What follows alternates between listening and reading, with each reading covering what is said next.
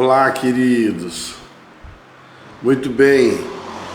Deixa eu dizer para você, a palavra do Senhor diz assim: mas, como está escrito, olho não viu, nem ouvido ouviu, tampouco entraram no coração do homem as coisas que Deus tem preparado para a sua vida. Esta é a palavra desta manhã. 1 Coríntios, capítulo de número 2, vamos falar a respeito disso, a respeito de coisas que olhos não viram, ouvidos não ouviram, que não subiu ao coração do homem, são coisas que Deus tem preparado para cada um de nós, coisa extraordinária. Hoje vamos falar a respeito disso então. Muito bem. Já que estamos aqui para o compartilhar de mais uma manhã com Deus, eu quero lhe chamar para compartilhar essa live e para que a gente possa, então, amadurecer um pouquinho mais conhecendo a palavra do Senhor. Vamos orar? Nós vamos orar, falar com o Senhor. Enquanto isso, você pode ir fazendo os seus preparativos aí para ir trabalhar, tomando o seu café. Que você possa ter um bom dia hoje, um dia abençoado. Enquanto isso, oramos por você. Pai eterno, Deus soberano, entramos, Senhor Deus, nesta live, nesta manhã, para proclamar, ó Deus, o Teu Evangelho, para dizer o quanto é grande e maravilhoso o Teu Evangelho. E estamos aqui, Senhor Deus, em oração, para clamarmos pela vida de cada um amigo nosso, cada um companheiro aqui do Facebook. Queremos, ó Deus, a toda a nossa irmandade declarar a Tua bênção, declarar a toda a igreja do Senhor, a todos os amigos que estão conosco aqui, a bênção do Senhor, que haja vitória, que haja prosperidade, que haja alegria intensa no coração, porque diante de tantas coisas, tantas notícias ruins, Senhor Deus, às vezes falta no rosto das pessoas o soar de uma alegria, o soar de uma tranquilidade daquele que descansa em Ti. Por isso nós profetizamos alegria, profetizamos vitória,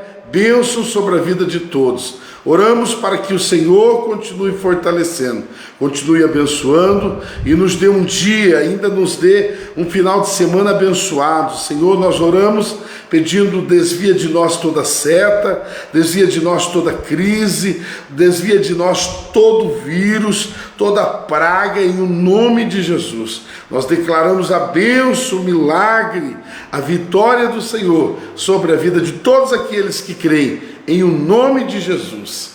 Amém? Graças a Deus, queridos. Vamos então falar um pouquinho sobre 1 Coríntios, capítulo de número 2. Que bom, que bom, que bom é poder estar com vocês aqui e desfrutar da companhia do Espírito Santo e poder compartilhar uma palavra já de manhã.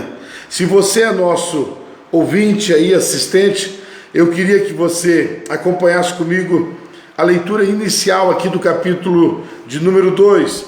Diz assim: e eu, irmãos, quando eu fui até vós, não fui com excelência de discurso ou de sabedoria, declarando-vos testemunho de Deus.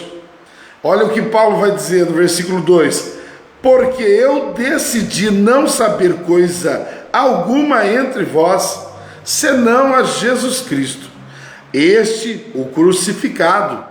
E eu estive convosco em fraqueza e em temor, em grande tremor. O meu discurso e a minha pregação não estavam em palavras persuasivas de sabedoria humana, mas em demonstração do Espírito e de poder, para que a vossa fé não esteja na sabedoria dos homens, mas no poder de Deus. Todavia, falamos sabedoria entre os que são perfeitos, porém, não a sabedoria deste mundo, nem a dos príncipes deste mundo, que são reduzidos a nada, mas nós falamos da sabedoria de Deus, em mistério, mesmo a sabedoria escondida, a qual Deus ordenou antes do mundo para a sua própria glória. Amém?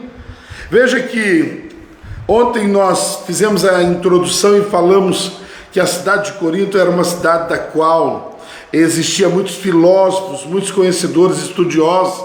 Era uma cidade de pessoas cultas, era uma cidade de pessoas que estavam avançando, crescendo. E Paulo vai ser inserido nesse contexto para pregar aqui uma mensagem simples do homem que foi crucificado na cruz. Veja que desafio é esse. Paulo chega à cidade dos cultos, dos filósofos, para falar a respeito da mensagem mais simples que a humanidade já conheceu. A mensagem do carpinteiro, ou do filho do carpinteiro, que fora pregado em uma cruz pela sua fé. Queridos, nós precisamos entender aqui o grande propósito de Paulo, passar para os nossos corações uma mensagem a qual nós precisamos extrair com muita simplicidade. Veja que Paulo ele vai dizer aos filósofos que estavam em Corinto que ele não estava indo com um sermão forjado na sua própria capacidade, mas ele estava levando um sermão do qual ele mesmo, no versículo 2, ele diz assim: porque eu decidi não saber coisa alguma. Paulo se esvazia do seu conhecimento para deixar o Espírito Santo ser, através dele, um canal de bênção. Você já imaginou se o evangelho de hoje, um evangelho que se sofisticou tanto, um evangelho que parece que, se tornou tão granfino, tão refinado, você já pensou se o evangelho de hoje as pessoas fizessem como Paulo?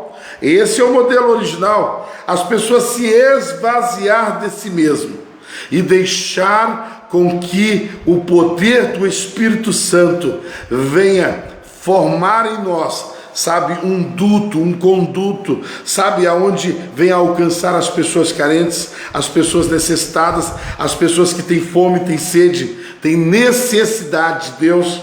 Nós vemos um evangelho hoje que se tornou um pouco egoísta, egocentrista, homocentrista, no sentido de colocar o homem no centro de tudo, no sentido de alimentar o seu próprio ego. Nós vemos o evangelho hoje que é um evangelho que tirou um pouco Jesus do centro. E nós precisamos frisar aqui nesta manhã a primeira necessidade para aquele que quer conhecer a mente de Deus. Você quer conhecer a mente de Deus? Você quer saber o que passa pelo coração, a mente do Senhor? Você então precisa, voltar à essência do Evangelho. O que nós devemos pregar, e aliás, temos que pregar, temos que falar. Um cristão ele precisa falar todos os dias daquilo que é a sua fé. O que é a minha fé é o que me move. O que me move é aquilo que está respaldado na minha fé. Paulo então vai falar a respeito disso, vai falar a respeito de nós nos esvaziarmos, no sentido de nós tirarmos, tanta coisa que nós colocamos no centro da nossa vida e coloca Cristo como centro. O evangelho é tremendamente cristocêntrico. O evangelho ele tem Cristo como a veia principal. O evangelho ele tem Cristo como a sustentação. O evangelho ele tem Cristo como suficiente. Não precisa de mais nada. Nos dias atuais nós vemos as pessoas agregando filosofia, agregando muito conhecimento próprio, muita experiência própria. Você vai ver uma pessoa pregar, você já reparou como que é? Ela fala tanto dela, que a gente se pergunta, quando é que ele vai começar a pregar? Porque o que se espera de um pregador é que se fale da Bíblia, é que se fale de Jesus. Mas às vezes o pregador fala dele, fala de tanta coisa, e quando é para ele começar a pregar, ele já tem terminado a mensagem, porque só falou dele. O evangelho é cristocêntrico. Cristo é a veia principal. Nós devemos voltar às origens e colocar Cristo ao centro do evangelho. Veja que em qualquer situação, a resposta melhor será a resposta da cruz. A resposta mais satisfatória, a resposta que muda, que transforma, a resposta que traz certamente uma mudança de caráter, transformação de vida, sempre será a resposta da cruz. Paulo, em meio aos coríntios, Paulo, em meio a uma cidade tão filósofa, sabe, uma cidade que conhecia tanto, uma cidade que ia para a praça e o costume deles era se reunir às tardes nas praças para ali filosofar, para ali falarem a respeito de coisas da sabedoria humana. Mas Paulo quebra esse tabu, chegando, sabe, com a premissa de que ele não estava trazendo nada dele. Ele não veio para falar a respeito dele. Ele ali estava dizendo: eu sou o embaixador de Cristo. Eu não venho falar de mim mesmo, mas eu venho representar a pátria de meu Senhor Jesus Cristo. Glória a Deus por isso. Que você receba nesse quesito de introdução, receba essa palavra, entendendo que o maior compromisso de um cristão não é falar de si mesmo, mas é deixar Cristo, sabe, resplandecer a sua glória sobre a sua vida. Quando nós anulamos a nós mesmos, quando nós negamos a nós mesmos, quando nós nos esvaziamos, colocamos Cristo no centro, deixamos Cristo entrar, deixamos Cristo aparecer, deixamos a glória do Evangelho realçar. Que esta manhã você possa entender que o maior desafio teu, meu, nosso, o maior desafio nosso, sabe, nas empresas, o maior desafio na escola, o maior desafio na sociedade, é nós nos esvaziarmos para deixar Cristo aparecer. Deixar Cristo aparecer, porque como diz o versículo 4, vai dizer: meu discurso, minha pregação não estava em palavras persuasivas. Às vezes pensamos que tem que ser palavras boas, palavras refutadas de um bom conhecimento. Não, a tua pregação precisa ser, como Paulo diz aqui, demonstração do Espírito e do seu poder. É isso que devemos fazer, deixar o poder do Espírito Santo realçar sobre as nossas vidas, algo extraordinário. Agora eu quero dizer uma segunda coisa maravilhosa. O versículo 7 vai dizer: mas nós falamos a sabedoria de Deus em mistério, mesmo a sabedoria escondida, a qual Deus ordenou antes do mundo para a nossa glória. Veja bem, o versículo de número 10 vai dizer assim, ó, preste atenção, olha que coisa divina. Aqui está falando de mistérios, mistérios do reino do Senhor, que estava guardado, mas que o Senhor revelou. No versículo 10 ele demonstra como está sendo revelado os mistérios de Deus a cada um de nós. Versículo 10 diz: mas Deus nos revelou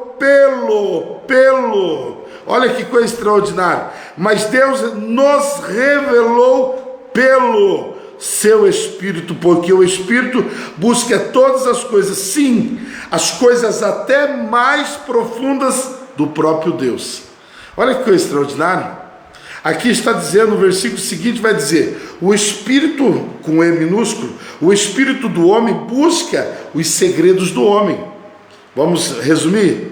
Em resumo, diz assim, que não existe ninguém que conhece mais você. Aqui hoje eu estou vendo, olha, está aí a Dercy, está aí a Juscelene, está aí a Elaine, está aí o Alexandra, está aí a Aline, está aí Fabrício, está aí a irmã Teresa, está aí o irmão João. Meu Deus, quanta gente boa. Está aí, não é, a Thelma, está aí Vinícius também, está aí tanta gente boa, Marli, e quanta gente boa que está aí. Deixa eu dizer, o texto aqui está querendo dizer assim, ó, de que nós mesmos precisamos entender de que há mistérios reservados a um homem. Quem conhece os mistérios do Júnior? Só o meu espírito. Estou dizendo o meu espírito, o espírito de vida, espírito com E minúsculo. Ele conhece os meus segredos. Assim como da Bia lá de Carlópolis, vi ela aí, de Douglas. Deixa eu dizer, assim como quem conhece os teus segredos? Quem conhece os teus segredos? O Espírito que está dentro de você. E assim, nós vamos ver que Paulo está querendo dizer que o sermão dele era a respeito de mistérios que estavam reservados, mistérios que toda a humanidade não pôde conhecer, a não ser quando foi revelado pelo Espírito Santo de Deus. Porque como nós vamos conhecer o Espírito, sabe? Nós vamos conhecer os segredos do coração de Deus pelo Espírito Santo. Somente o Espírito Santo pode revelar os segredos do coração de Deus a nós. Isso é maravilhoso. O versículo de número 13 e 14 vai dizer aqui a respeito de algo que eu preciso que você se posicione agora. Porque nós já vimos a respeito de Paulo entrar em Corinto, e ele pregou à igreja de Corinto, ele pregou também à cidade de Corinto a respeito da mensagem da cruz. Ele colocou Cristo no centro do seu sermão. Ele ali esboçou qual era o real propósito de Deus. Mas agora ele traz para nós o significado de que existem mistérios que, por sua vez, somente o Espírito de cada um de nós que conhece. E ele aqui realça de que os próprios segredos de Deus podem ser revelados a nós. Podem ser revelados a nós por intermédio do Espírito Santo de Deus. Agora, detalhe, você tem que tomar uma decisão de como você vai andar. Como eu vou andar vai demonstrar se eu vou conhecer os segredos de Deus ou não. Porque à medida que você escolhe andar de uma forma, você pode conhecer os segredos de Deus, de outra forma não. Vamos ver qual é essas duas formas? Pega comigo aqui agora, versículo de número 13, diz: as coisas que nós também falamos, não com palavras de ensino de sabedoria humana, mas as coisas que nós falamos, mas as ensinadas pelo Espírito Santo. Ou seja, as coisas que nós pregamos, que nós falamos, não são as coisas meramente de sabedoria humana, mas nós falamos as coisas que o Espírito Santo quer. Está no versículo de número 13, comparando as coisas espirituais com espirituais. O versículo 14 diz assim: mas o homem natural não pode receber as coisas do Espírito de Deus, os segredos de Deus, porque para eles são loucuras, nem pode conhecê-las, porque elas são discernidas somente espiritualmente. Aqui vai o primeiro conselho. Nós temos, sabe, uma personalidade que é conhecida como natural ou carnal. Essa natureza carnal, essa natureza, sabe, natural que nós temos, é uma natureza que vai olhar para a Bíblia, vai olhar para as coisas do Senhor, vai olhar para esse negócio de ir na igreja, de orar, de falar em línguas, sabe, de caminhar com o Senhor, vai olhar para isso como loucura. A primeira loucura considerada pela nossa natureza natural é, sabe, a loucura da cruz. Sabe, para aqueles que não creem, a cruz é loucura, mas para nós que cremos, a cruz é o poder de Deus para a libertação de todo aquele que nele crê. Você confia nisso? Então entenda assim, existe o homem natural. O homem natural só discerne as coisas naturalmente. Você vai falar de fé, mas ele está olhando com olhos naturais. Não vai acontecer o milagre. Agora o versículo de número 15 diz: mas aquele que é espiritual julga todas as coisas, mas ele mesmo é julgado como um homem espiritual. Ou seja, você vai discernir as coisas de forma espiritual. Se fala sobre fé, ele entende no âmbito da fé. Ele olha com os olhos da fé, não com os olhos naturais. Então assim, eu preciso caminhar como homem espiritual. Mesmo tendo dentro de mim o entendimento de que eu sou natural. Eu sou natural porque tenho um corpo físico, mas eu sou espiritual também porque tenho um espírito, e esse espírito se relaciona com Deus. O que se relaciona com Deus não é o homem carnal, não é o físico que se relaciona com Deus. Por isso que Deus vai dizer que ele não olha o externo, ele não olha a roupa de Davi, ele não olha o tamanho de Davi, mas ele olha o coração de Davi, ele olha a promessa que está em cima de Davi. Lembra no chamado de Davi para ser rei? Ele vai dizer então, Samuel, de que o Deus que nós servimos olha diferente do homem. O homem olha para o externo, mas Deus olha para o coração. Deus não olha como o homem olha. O homem olha com a visão, ou seja, com a vista, melhor dizendo, mas Deus olha com a visão. O homem olha as coisas naturais, Deus enxerga o mundo espiritual se movendo em volta do mundo natural. Que coisa extraordinária é essa? Então, para nós entendermos as mais extraordinárias riquezas de Deus reservadas na Bíblia, segredos de Deus reservados para nós, você quer descobrir? Você quer entender todos os segredos de Deus? Você tem que ser um homem, ser humano, raça humana, ou homem ou mulher, não importa. Você tem que ser espiritual. Como é que é ser espiritual? Também não estou dizendo para você espiritualizar tudo, porque há uma necessidade de um equilíbrio, de uma balança aqui, de um equilíbrio.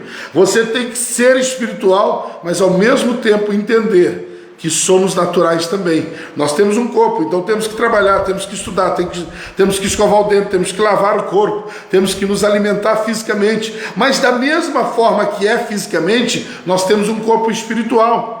Está dentro de nós, nós temos um espírito. Quando a pessoa morre, o espírito de vida sai dele.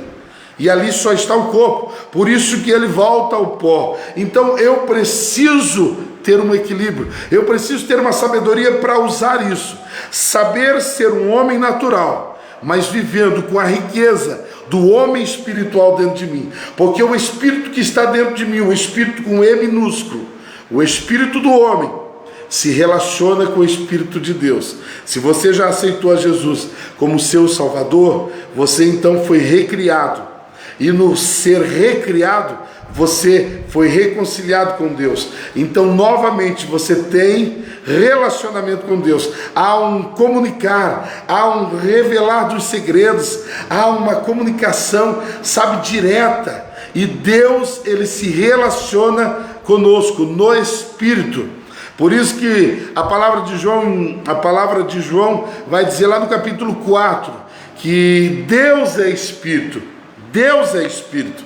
Ali explica certamente isso. Deus é Espírito, importa que os que o adorem em espírito e em verdade. Uau! Recebe isso e eu termino para você. Passa de manhã, muito rapidinho, o meu abraço, o meu carinho a todos. Vi entrando aqui agora o Gil, né? Vi entrando aqui agora, sabe, outras pessoas. Aí, olha, você que está chegando, Kleber, e a todos, sejam muito bem-vindos. Compartilha, por favor. Compartilha no seu Facebook para nós alcançarmos muitas vidas. E eu encerro com esse versículo, dizendo assim, 1 Coríntios capítulo de número 2, versículo 16, diz assim: porque quem conheceu a mente do Senhor para que nos possa instruí-lo? Quem conheceu a mente do Senhor? Quem sabe o que está dentro da mente do Senhor? Olha para você ver, você não sabe o que está dentro de mim, porque dentro de mim, só o Espírito que está dentro de mim é que conhece os meus segredos. Mas a Bíblia está dizendo que quem conhece a mente do Senhor, quem conhece os segredos do Senhor? Somente o Espírito Santo, porque o Espírito Santo é o Espírito de Deus. Assim como o espírito de vida, o fôlego de vida é o meu espírito, está dentro de mim e sabe os meus segredos, o Espírito Santo sabe os segredos de Deus. E aqui, o que Paulo está assinalando é assim: aquele que escolhe ser um homem espiritual, aquele que escolhe andar segundo a mensagem da cruz, escolhe andar segundo os ensinamentos da Bíblia, este vai conhecer, sabe, a mente do Senhor, para que possa instruí os outros. Diz assim o término do versículo 16: mas nós, quem é nós? Aqueles que são espirituais, aqueles que receberam Jesus no seu coração. Mas nós temos a mente de Cristo, nós pensamos como Cristo, nós agimos como Cristo, nós operamos milagres nesse mundo como Cristo, pelo seu poder e pela deliberação do seu poder. Olha que extraordinário é isso. Como é que eu posso ter a mente de Cristo? Quando eu deixo de ser governado pelo homem natural, pelas minhas vontades, pelos meus sentidos, e eu passo a viver num corpo físico, mas sendo governado pelo Espírito Santo. Nós somos um espírito que temos uma alma, e vivemos dentro de um corpo. Eu encerro com esta palavra. Que Deus te abençoe e te dê um final de semana abençoadíssimo e seja um final de semana de muitas bênçãos e vitórias. Amém? Temos esse final de semana cultaço aí, tá bom? Hoje tem culto lá no Jardim São Paulo, no Jardim São Paulo hoje, o decreto já flexibilizou, no São Paulo às 20 horas o culto hoje, beleza? 20 horas, então dá para chegar do serviço, tomar um banho e ir pro culto. Amanhã é culto de jovens, amanhã será forte aqui, queridos, na igreja central, tá bom? Amanhã é culto da juventude, venha todo mundo, tá bom? O culto amanhã da juventude. E domingo temos 2 horários de culto, você pode escolher ou de manhã às 9 horas ou às 18 horas. Se puder vir de manhã, sempre é mais flexível. Queridos, vamos orar? Que Deus abençoe. Mandar um abraço para a Larissa e o Leandro Nogueira, que estão morando lá em Garça e são queridos da nossa igreja aí também. Vamos orar. Pai, eu quero te louvar, quero te exaltar por toda a tua bênção, teu amor, a tua graça sobre nós. Senhor, muito obrigado por essa riqueza que é o capítulo 2 de 1 Coríntios, onde nos fala a respeito de nós sermos governados pelo Espírito Santo do Senhor, onde nos fala que o que mais importa é que nós deixemos o Senhor governar as nossas vidas para que possa realmente realçar, não a nossa sabedoria, não o nosso conhecimento, mas possa ser sobre as nossas vidas, realmente é a sabedoria da cruz, a sabedoria de Cristo sobre as nossas vidas. Nós oramos pedindo bênção, cura, libertação, que haja prosperidade, que haja vitória sobre todos aqueles que precisam de um milagre financeiro. Abra-se portas, milagres aconteçam em o nome de Jesus, que aconteçam milagres na cura física, que pessoas que estão no leito hoje se levantem em o nome de Jesus, que haja milagres na família, haja reconciliação, haja bênção entre os familiares, que haja salvação sobre a vida de todos. Oramos para que o Senhor abençoe os nossos cultos, abençoe, Senhor Deus, a nossa cidade, abençoe o nosso Paraná, o nosso Brasil, que haja paz sobre Jerusalém. Oramos pedindo a bênção sobre as autoridades postas, tanto no legislativo como no judiciário. Abençoa o presidente. Não estamos fazendo política, mas estamos abençoando a autoridade que entendemos que está posta pela autoridade do Senhor Deus. Foi o Senhor que comissionou, foi o Senhor que permitiu. Então abençoamos a todas as autoridades que temos sobre as nossas vidas. Ó Deus, e te pedimos um final de semana abençoado sobre todos, em nome de Jesus Cristo. Deus seja contigo, que Deus realize milagres e proezas sobre a sua vida. Creia que ainda que esteja difícil, ainda que esteja complicado, pode ter certeza que Jesus é a luz que clareia o final desse túnel. Pode ter certeza que ao final de uma manhã muito escura, sempre vai raiar a luz da manhã. Então que o Senhor possa estar te trazendo uma manhã maravilhosa. Deus te abençoe, um ótimo final de semana.